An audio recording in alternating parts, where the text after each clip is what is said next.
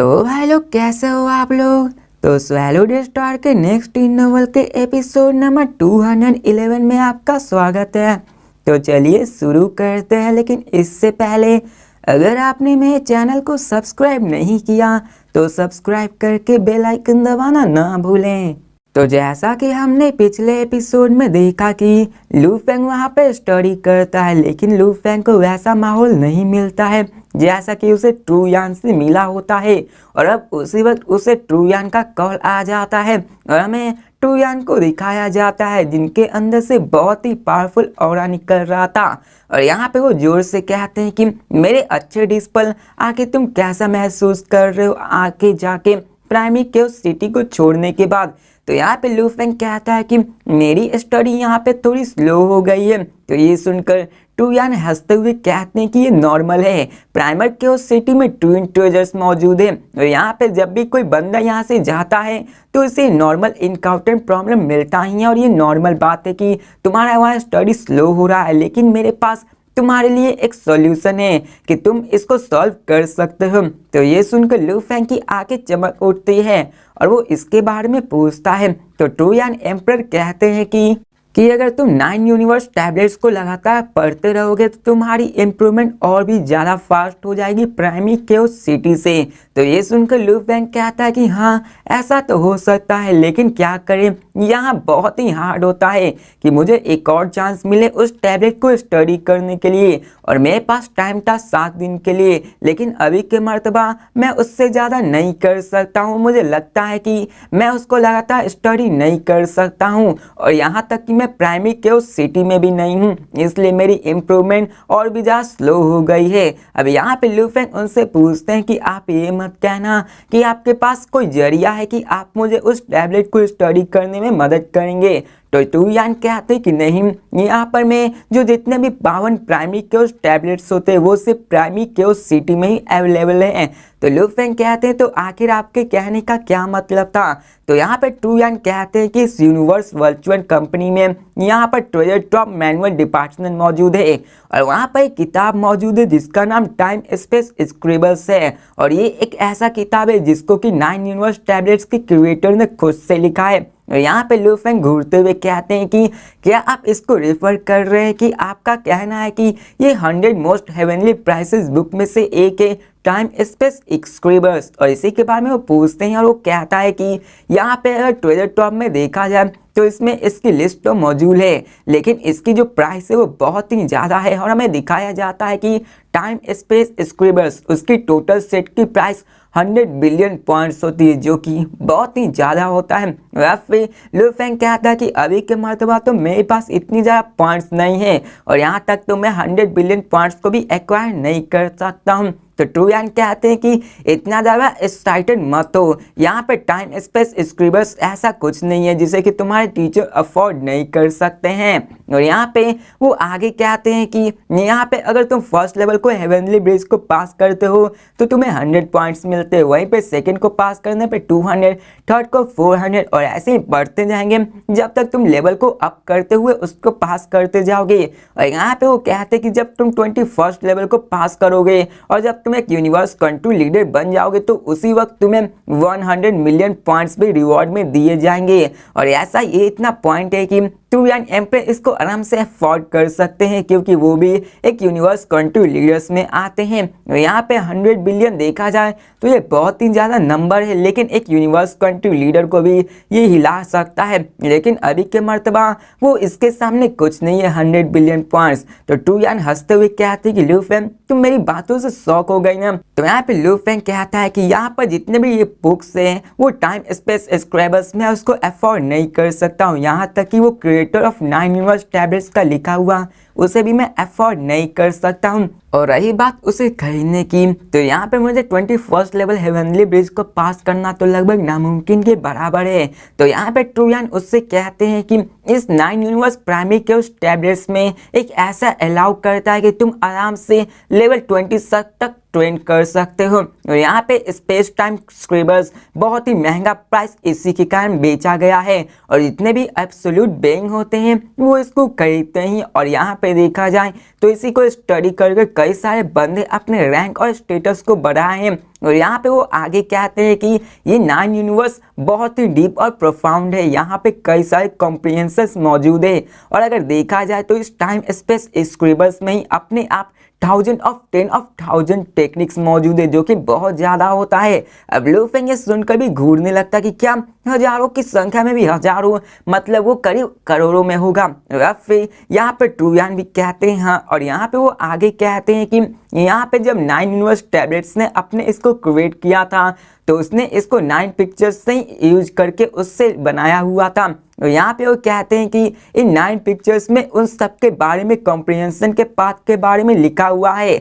और यहाँ पे जितने भी 9 पिक्चर्स है उन 9 पिक्चर्स के मुताबिक ही यहाँ पे सबके कॉम्प्रिहेंशन का रिकॉर्ड किया गया है। और इसमें देखा जाए तो टोटल और 9 पिक्चर्स से ही मिलाकर यहाँ अभी 9 पिक्चर्स से मिला के इसमें टोटल 10,829 टेक्निक्स मौजूद है। तो ये सुनकर लू फेंग भी शॉक हो जाता कि आखिर 9 पिक्चर्स अकेला ऐसे कैसे ही कर सकता है कि एक एब्सोल्यूट बेइंग उस 9 पिक्चर्स से ही 10,829 टेक्निक्स को बना सकता है। तो यहाँ फिर ट्रूयान आगे कहते हैं कि ये टेक्निक्स बहुत ही बिखरे किस्म के हैं। यहाँ पे ऐसे कई सारे जो कि बहुत ही यूजफुल है, वहीं पे बहुत सारे तो यूजफुल नहीं है। कह सकते हो कि ये मिक्स टाइप का टेक्निक है, जिसमें से कई तो तुम्हारे लिए अच्छे होंगे, कई तुम्हारे लिए यूजफुल नहीं होंगे। और फिर वो आगे कहते हैं कि इन 10,829 टेक्निक्स में से अभी भी पूरे को फाइंड नहीं किया जा सकता है। तो लू फेंग क्यूरियोसिटी से पूछता है तो आखिर अगर उन्होंने ये पता नहीं लगाया कि टोटल 10,829 टेक्निक्स मौजूद हैं तो आखिर उन सबको इसके बारे में पता कैसे चला। तो ट्रूयान हंसते हुए कहते हैं कि क्रिएटर जिसने इस किताब को लिखा है उसने फर्स्ट पेज पे इसके बारे में लिखा हुआ था कि यहाँ पे टोटल 1000 ऑफ टेक्निक्स मौजूद है। तो लू फेंग भी ये सुनकर शॉक हो जाता है। फिर ट्रूयान आगे बताते हैं कि इन स्क्रिबर्स ने उन 9 पिक्चर्स के अकॉर्डिंग ही लिखा हुआ है, जहाँ पे फर्स्ट बुक में फर्स्ट पिक्चर के अकॉर्डिंग है, सेकंड बुक में सेकंड पिक्चर्स के मुताबिक है, वहीं पे बाकी सारे 9 बुक भी 9 पिक्चर्स के मुताबिक है। और अभी के दिन में लू फेंग अपने टीचर की बातों को बड़े ही ध्यान से सुन रहा था।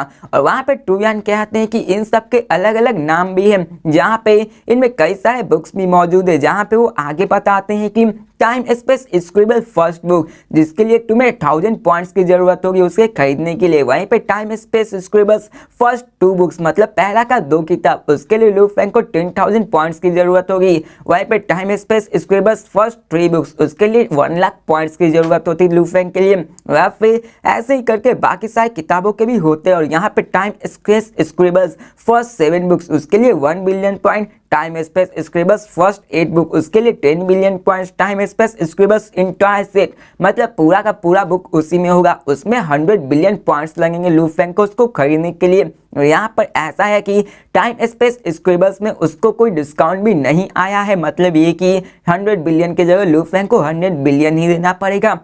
फिर लू फेंग कहता है कि ये बहुत ज़्यादा है, ये बहुत ज़्यादा एक्सपेंसिव है, और यहाँ तक कि ये बुक्स भी अलग अलग पार्ट्स में सेपरेट है। फिर ट्रूयान भी हंसते हुए कहते हैं कि अच्छा तो तुम इसको पसंद करते हो।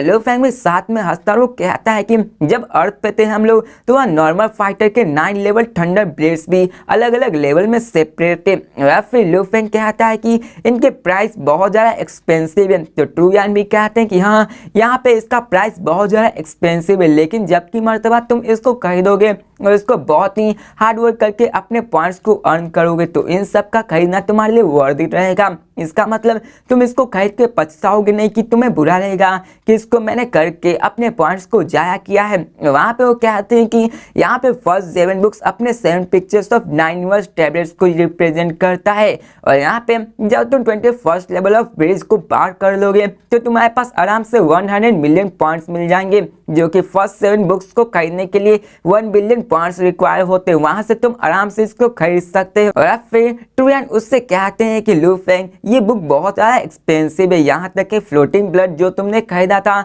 वो सिर्फ 800 पॉइंट्स का था, और इसमें सिर्फ फर्स्ट 3 पिक्चर्स के बारे में लिखा हुआ था, लेकिन इसमें भी जो कि फर्स्ट 3 को रिक्वायर है उसमें 1 लाख पॉइंट्स था, और ये और भी ज़्यादा महंगा होते जाएगा। यहाँ पे वो कहते हैं कि तुम्हें ये बेस्ट ट्रेनिंग ऑप्शन है तुम्हारे लिए, जो कि तुम 9 यूनिवर्स टैबलेट्स को पढ़ सकते हो और इन सारे टेक्निक्स को पढ़ने पे तुम्हारी 9 यूनिवर्स टैबलेट्स और भी ज़्यादा बेहतर इंप्रूव होने लगेगी। और वो कहते हैं कि लू फेंग मेरे अच्छे डिसाइपल, ये तुम पे है कि तुम इसको खरीदना चाहते हो या फिर नहीं। तो लू फेंग बिना हेसिटेशन के कहता है कि मैं इसे जरूर खरीदूंगा। तो यहाँ पे वो कहते हैं कि मेरे स्टूडेंट तुम बहुत ही स्ट्रेट फॉरवर्ड हो। लू फेंग भी अपने स्माइल करते हुए कहता है कि मेरे पास अभी के लिए पॉइंट्स मौजूद है और मैं उसे अफोर्ड कर सकता हूँ, और बाद में उसे अफोर्ड करूँ या फिर नहीं वो मेरी फ्यूचर की प्रॉब्लम होगी। और फिर टीचर भी उससे कहते हैं कि बहुत खूब, इसलिए तुम्हें इसको स्टडी करना चाहिए और इसके मर्तबा तुम्हें अगर पॉइंट्स की ज़रूरत होगी तो तुम्हें उससे खरीद लेना चाहिए, यहाँ पर वो तुम्हारे लिए बहुत ही अच्छा होगी। और फिर में लू फेंग को दिखाया जाता है जो कि बिना हेसिटेट किए अपने फर्स्ट 2 बुक्स को खरीद लेता है। हमें दिखाया जाता है एक्सचेंज सक्सेसफुल, जहाँ पे लू फेंग के 10,000 पॉइंट्स को काट लिया जाता है और अभी के मर्तबा लू फेंग के पास टोटल 20,316 पॉइंट्स ही बचे हुए होते हैं। वहाँ पे उसे लिखा होता है प्लीज वेट, थोड़ी देर बाद में आपका मैनुअल आपके पास हो जाएगा। ये स्क्रीन पे नोटिस आया हुआ होता है और अब फिर लू फेंग ट्रू यान की तरफ देखते हुए कहता कि टीचर मैंने इससे पहले ही खरीद लिया। तो ये सुनकर ट्रू यान भी स्माइल करते हुए कहते हैं कि इस टाइम स्पेस स्क्रैबर्स से तुम्हारी 9 यूनिवर्स टैबलेट्स की स्पीड की स्टोरी बहुत ज़्यादा बढ़ जाएगी, और अगर तुम्हारे लिए इसके मन में कोई सवाल होगी तो इसको 3 महीने तक दबा के रखना और पहले इसको 3 महीने प्रैक्टिस करना। अगर तब भी ना समझो तो फिर मुझसे आके पूछ सकते हो। तो लू फेंग कहता है जरूर। हमें फिर ट्रू यान को दिखाया जाता है जहाँ पे वो कहते हैं कि चलो मैं तुम्हें एक और चीज़ एडवाइस करता हूँ। वो कहते हैं कि तुम्हें कोई भी ज़रूरत नहीं है जियांग माउंटेन में उस पर स्टडी करने के लिए, वो सिर्फ समय की बर्बादी है। वो कहते हैं कि तुम्हारा सबसे ज़्यादा इम्पोर्टेंट अपने स्टडी और कम्प्रीहेंशन ऑफ लॉ पे ध्यान देना है और तुम्हें अपने मिशन को भी ध्यान देना चाहिए। तुम्हें इन मिशन से करना होगा, इसको एक्सप्लोर करना होगा और अपने ट्रेनिंग करना होगा रियलिटी में, जिसके साथ साथ तुम अपने लॉ को भी एक साथ पढ़ते जाओगे। और इन दोनों को डिले मत करना, क्योंकि जब तक ये दोनों साथ में काम करते रहेंगे तब तक तुम्हारा लेवल अप होते रहेगा। फिर लू फेंग भी कहा था कि टीचर मैं समझ गया। फिर वहाँ से वो चले जाते और हमें सीन चेंज कर लू फेंग को दिखाया जाता है। यहाँ पे थोड़ी देर बाद ही वो दोनों किताब वहाँ पे लू फेंग के पास आ जाते हैं, जो कि एक सिल्वर ब्रीफ केस में आया होता है। और अब फिर में सीन चेंज कर लू फेंग के स्टोरी का समय दिखाया जाता है, जहाँ पे लू फेंग उस ब्रीफ केस को खोलता है और जब लू फेंग उस किताबों को खोलता है तो उन दोनों किताबों को देखकर वो शॉक हो जाता है। और हमें दिखाया जाता है कि लू फेंग के वो दोनों टाइम स्पेस स्क्रिबर्स वो दोनों फ्लोटिंग ब्लड के जैसे ही थे। और यहाँ पे अभी के मर्तबा जब लू फेंग ने अपने फ्लोटिंग ब्लड को खरीदा था तो उसमें टोटल 110 बुक्स मौजूद थे, जो कि पूरे के पूरे ब्रीफ केस को भरे हुए थे। लेकिन अभी के मर्तबा लू फेंग ने 2 ही किताब खरीदे थे और वो पूरे के पूरे ब्रीफ केस के आधे जगहों को घेर लिया था। और आप इसके बारे में अंदाजा लगा सकते हो कि वो किताब कितनी बड़ी होगी। और फिर हमें उस बुक्स को दिखाया जाता है जहाँ पे वो बुक्स मेटल्स यहाँ तक के पेजेस थे वो भी गोल्ड कलर के थे। और वहाँ पे हमें दिखाया जाता है कि फर्स्ट बुक वो 50 सेंटीमीटर लंबा, 40 सेंटीमीटर थिक और 40 सेंटीमीटर टॉल होता है। वहीं पे second book 50 centimetre long, 40 centimetre thick और 30 सेंटीमीटर टॉल होता है। और अभी के मर्तबा में लू फेंग को दिखाया जाता है जो उस किताब को देख कर बोलता है डैम, ये दोनों किताब तो मेरे लैपटॉप के बैग से भी ज़्यादा बड़ी हैं। और अभी के मर्तबा वो उन किताबों को देखता है जिसके किताबों पे लिखा होता है टाइम स्पेस स्क्रिबल्स। और अब फिर लू फेंग उसको वर्ड्स को देखता है जिनमें कि यूनिवर्स स्पेस ही उसमें मौजूद होता है। और अभी के मर्तबा लू फेंग उस शब्दों को देखता है जिनमें ही लू फेंग को एहसास हो जाता है कि ये किताब बहुत ज़्यादा अच्छा होने वाला। और फिर लू फेंग उसमें खोस आ जाता है, लेकिन एक सेकंड बाद वो उसमें शौक से अवोक होता है। और यहाँ पे लू फेंग घूरते हुए कहता है कि ये तो अविश्वसनीय है, ये दोनों किताब तो सच में वर्चुअल यूनिवर्स सिस्टम में होने के लायक है।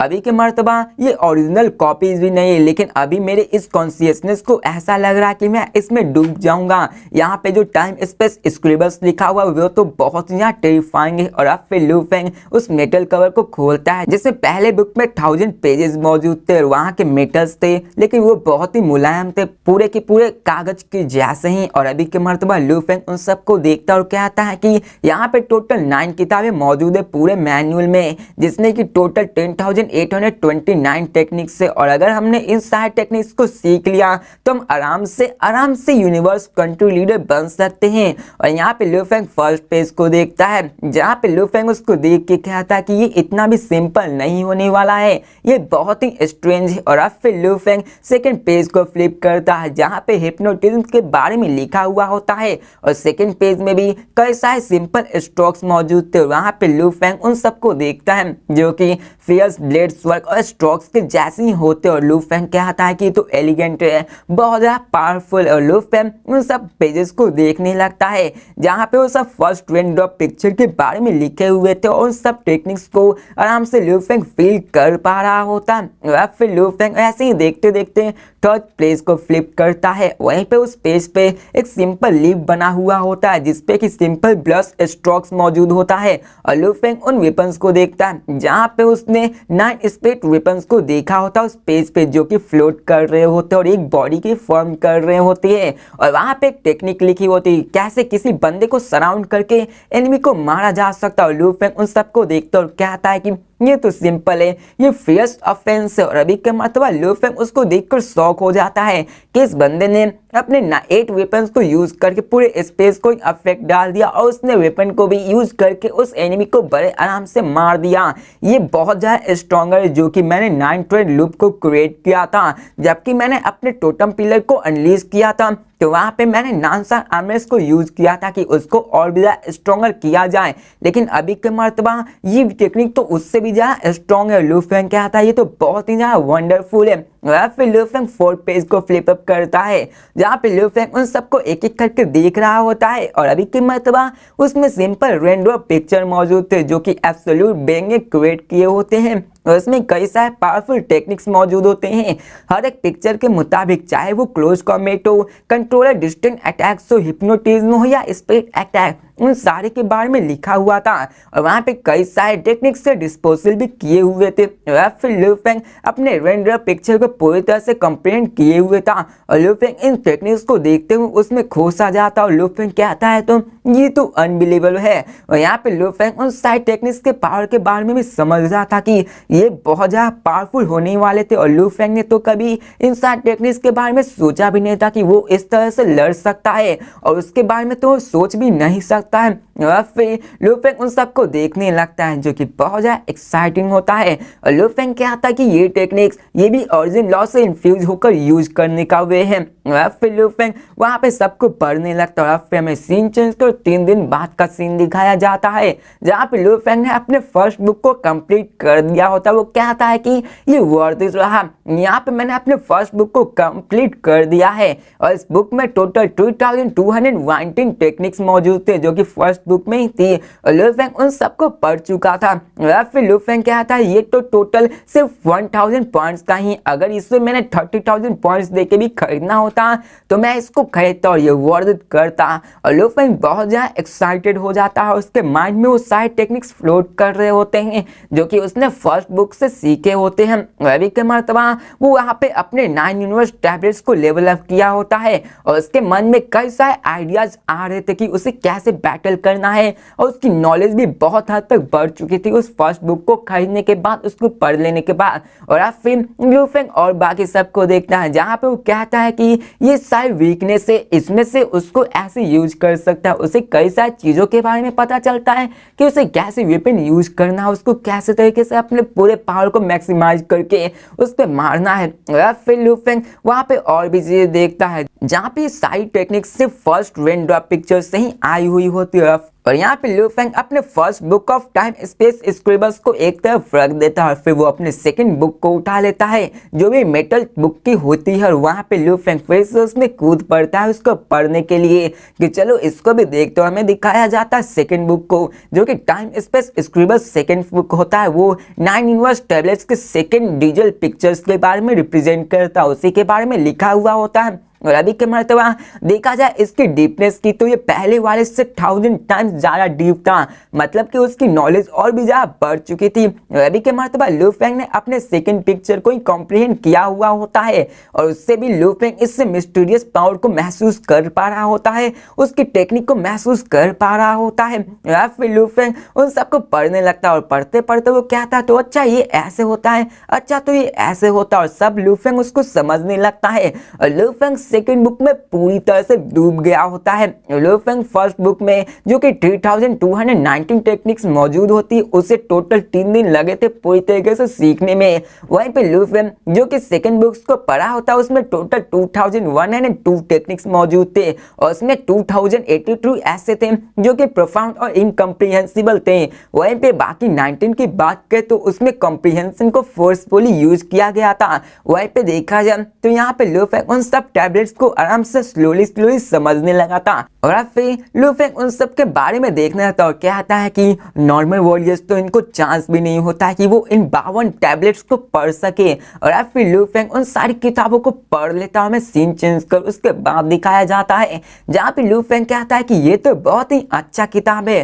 और लू फेंग अपने कवर को बंद करते हुए कहता है कि ये टाइम स्पेस स्क्रिबल्स तो ऐसा है कि मैं इसको देख कर एवोल्यूशन का फील करा सकता हूँ। यहाँ पे ऐसा लगता है कि यहाँ पे चेंज ऑफ स्टार्स भी मौजूद हो रही है। और अभी के मर्तबा यह थोड़ा सा सस्ता था, लेकिन यहाँ पे थर्ड बुक वो तो 1 लाख पॉइंट्स के बराबर थी। और लू फेंग सोचता है कि आखिर मैं इतने सारे पॉइंट्स को लाऊंगा कहाँ, मेरे पास तो अभी 20,000 पॉइंट्स ही मौजूद है। वो कहता है कि ये पॉइंट्स बहुत ही मुश्किल होते पाने के मर्तबा। और यहाँ पे लू फेंग पे बबाता से पूछती है कि यहाँ पे बबाता मैं कितने लंबे समय से स्टडी कर रहा हूँ, क्योंकि लू फेंग को भी उस पढ़ाई के समय ये ध्यान नहीं था कि लू फेंग कितने समय से यहाँ पे पढ़ रहा। और हमें बबाता को दिखाया जाता जो कि लू फेंग के कंधे पे बैठी होती है। वो कहती है कि तुम्हारे फर्स्ट बुक को पढ़ने के लिए तुम्हें 3 दिन लगे थे, वहीं पे बात करें तुम्हें सेकंड बुक को पढ़ने के लिए तो तुम इसको 29 डेज से पढ़ रहे थे। तो ये सुनकर लू फेंग में शौक हो जाता कि क्या 29 दिनों से। यहाँ पे लू फेंग भी कहता है कि फर्स्ट बुक में 3219 टेक्निक्स थी जो कि मुझे 3 ही दिन लगे कंप्लीट करने के लिए,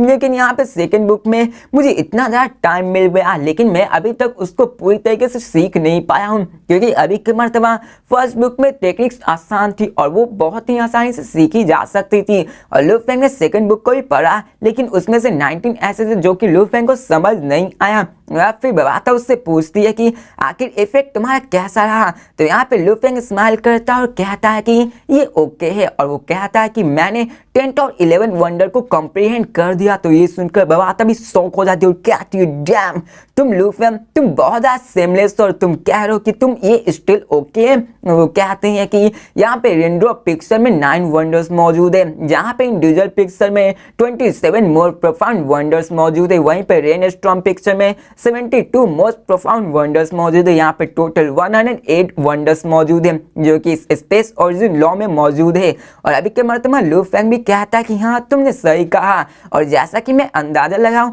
तो मुझे अभी पूरी तरह से डाइजेस्ट नहीं हुआ इन सारी चीज़ों को जो मैंने पिछले पास्ट में सीखा है। वो कहता है कि प्राइमिक के उस सिटी में ऐसे कई सारे फ्रेगमेंट और पीसेस से जिसको मैं उतनी अच्छी तरीके से समझ नहीं पाया हूँ और मैं उसको फुली कंप्रीहेंड नहीं कर पाया हूँ। और जबकि मैं इन टेक्निक्स को डिवाइड कर रहा हूँ तो मैं इन सबको अच्छी तरीके से अब समझ पा रहा हूँ। और अभी के मर्तबा वो कहता है कि यहाँ पे कंटिन्यूसली स्टडी किया मैंने दोनों वंडर्स को, जो फ्लोटिंग ब्लड 108 टेक्निक्स थी तो उनमें से मैंने 11 को जान लिया है। और अभी के मर्तबा प्रीवियस नॉलेज के मुताबिक इन टाइम स्क्रिबल्स में से मैंने कई सारे बेनिफिट्स को भी पाए हैं। और वो कहता है कि कोई बात नहीं, आगे जाने वाला और भी हार्ड होने वाला है। और कहता है कि ये मेरा फर्स्ट टाइम था टाइम स्पेस स्क्रिबल्स का, जिसके मर्तबा मुझे बहुत ज़्यादा इनलाइटमेंट मिली है। और वहीं के मर्तबा अगर मैं और भी कॉम्प्रिहेंड करूँ तो उसको मुझे हार्ड होता जाएगा आगे जैसे जैसे समय गुजरेगा। और वो कहता है कि मुझे अब जाके इन सबको और भी पढ़ना होगा। और अब फिर लू फेंग को याद आता है कि क्या मैं तो इतने दिन से पढ़ रहा था, मैं टाइम स्पेस स्क्रिबल्स को 32 डेज से पढ़ रहा था, मतलब ये हुआ कि मैंने अपने क्लासेस को एक भी बार 32 डेज के अंदर अटेंड नहीं किया। वो कहता है डैम यहाँ पर तो कई सारे बंदे होंगे जिन्होंने उन क्लास को अटेंड किया होगा और मैंने यहाँ पे कई सारे एब्सोल्यूट बेंग के क्लासेस को मिस कर दिया है। आखिर वो कैसे हो सकता है? और अभी के मतलब लू फेंग यहाँ पे नॉर्मल क्लासेस जो कि लेक्चर दे रहे होते उसके बारे में केयर नहीं करता है, लेकिन यहाँ पे जो बंदे ऐसे थे जहाँ की अनडाइंग बेंग थे वो भी लू फेंग को अच्छे तरीके से नहीं पढ़ा पा रहे थे। लेकिन अभी के मर्तबा देखा जाए तो यहाँ पे कई सारे ऐसे बंदे थे जो कि गोल्ड ऑरिजिन लॉ और स्पेस एंड गोल्ड फ्यूजन के बारे में पढ़ा रहे थे और वो उसी में माहिर थे और जो टीचर माहिर होते हैं वो इसको अच्छे से पढ़ा पा रहे थे। और अभी के मर्तबा लू फेंग इसको रिग्रेट करने लगता है कि यहाँ पे उसने इसको मिस कैसे कर दिया, अब शायद वो बहुत ही पीछे हो जाएगा। तो भाई लोग इसी के साथ ये वीडियो भी खत्म होती है। तो मिलते हैं नेक्स्ट वीडियो में और देखते हैं कि आगे क्या होने वाला है। लू फेंग आखिर अपने उन 32 मिस स्टोरी को कैसे कवर करने वाला है, आखिर उसके पास क्या चांस होने वाला है, क्या लू फेंग को उससे घाटा होने वाला है या फिर लू फेंग उसको मैनेज कर लेगा और लू फेंग की आगे कैसे जर्नी होती है। तो मिलते हैं नेक्स्ट वीडियो में, तब तक के लिए बाय।